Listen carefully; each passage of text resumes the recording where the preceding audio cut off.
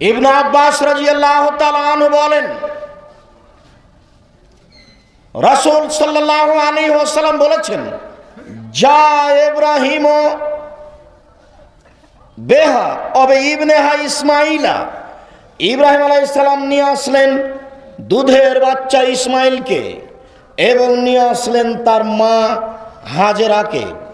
ফাওয়াজাহুমা ইনদাল বাইতে, তাদের দুইজনকে রেখে দিলেন বাইতুল্লাহর পাশে। ইন্দা দাওহাতিন, পাকুড় গাছের নিচে। ফাওকা জমজমা, জমজম কূপের উপর। ফি আলাল মসজিদে, মসজিদের পাশে, কাবা ঘরের পাশে জমজম কূপের উপর দুধের বাচ্চা ইসমাইল এবং তার মাকে রেখে দিলেন। ফাকাফা, রেখে দিয়ে তিনি উল্টা ফিরলেন।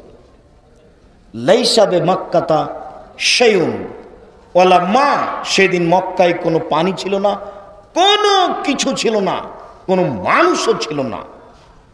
ফাতাবিয়াতহু,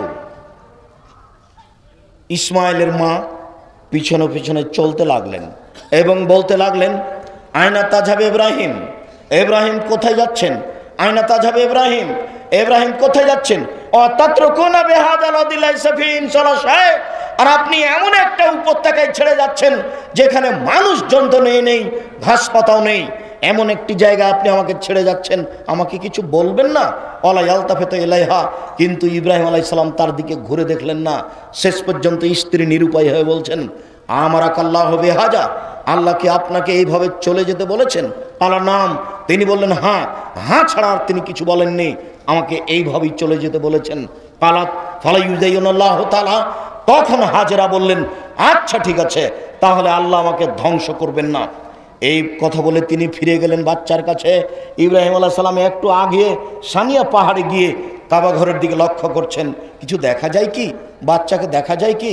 কাবা ঘরের দিকে লক্ষ্য করে ফারাফা ইয়াদাইহি ওয়াদা বিহাজিল কালিমাত, তিনি হাত তুলে এই শব্দ দিয়ে দোয়া করতে লাগলেন, রব্বি ইন্নী আসকানতু মিন যুরিয়াতি বিওয়াদিন গায়রি যি দারিন ইনদা বাইতিকাল মুহাররম, হে আমার প্রতিপালক, আমি তোমার কাবা ঘরের পাশে আমার পরিবারের কিছু অংশ রেখে দিলাম যেখানে মানুষ জন্তু নেই, ঘাস পাতাও নেই।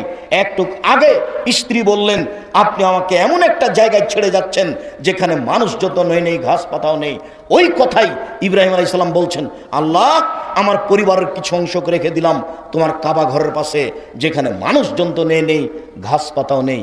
সম্মানিত দিনী ভাই বোন, আমি আপনাকে অনুরোধের দৃষ্টিতে যেটা বলতে চাচ্ছি সেটা হলো এই, দেখুন দুইজনের আল্লাহ ভরসা।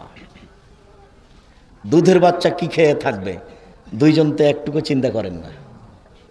ইব্রাহিম আলাইহিস সালাম তো একটুকু বললেন না, ভাবলেন না যে আমার স্ত্রী কিভাবে থাকবে, তিনি বললেন না কোনো চিন্তা করো না, আল্লাহ দেখবে, এরকম কিছু বললেন না। আমি আবার একদিন আসবো, কোনো সমস্যা নেই, এরকম কিছু বললেন না। বারবার যখন বলছিলেন কোথায় যাচ্ছেন, কোথায় যাচ্ছেন, তখন কথা না বলে নিরুপায় হয়ে বললেন, আল্লাহ কি আপনাকে এইভাবে চলে যেতে বলেছেন, আপনি আমাকে একটু কিছু বলবেন না? তখন তিনি বললেন নাম, হ্যাঁ, হ্যাঁ ছাড়া আর কোনো কথা বলেননি। একজন মহিলা মানুষ এখানে থেকে যাবেন, খাওয়ারও নেই, থাকারও নেই, ঘরও নেই, বাড়িও নেই, বিছনা নেই, ঘাস পাতাও নেই, এমনিতে এভাবে থাকবেন। কি আশ্চর্য জীবন, কি আশ্চর্য আল্লাহ ভরসা। এত বড় মানুষ, যা বলবেন তাই হবে। এই মানুষ আহাল পরিবারকে এইভাবে রেখে চলে যাচ্ছেন, হাত তুলে দোয়া করছেন।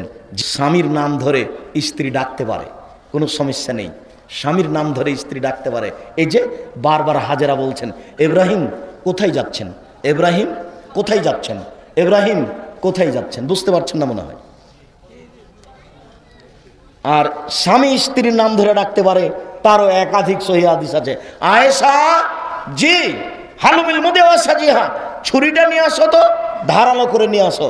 এ দেখেন স্বামী স্ত্রীর নাম ধরে ডাকছেন, আয়েশা জি না বেলিনিল খুমরাতা মিনাল মসজিদ, ওই যে মসজিদ থেকে জায়নামাজটা দাও তো, মসজিদ থেকে জায়নামাজটা দাও।